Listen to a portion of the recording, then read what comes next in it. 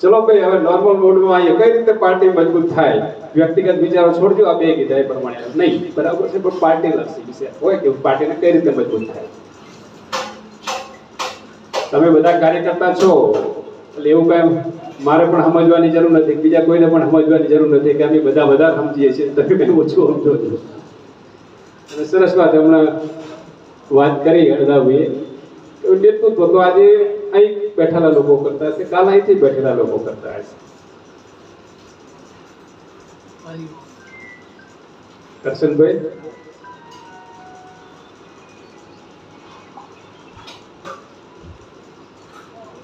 વિષય આમ તો આખો તિરંગા યાત્રાનો હતો, પણ આખો વિષય જતો રહ્યો છે તાલુકા પંચાયત જિલ્લા પંચાયતની ચૂંટણીઓ.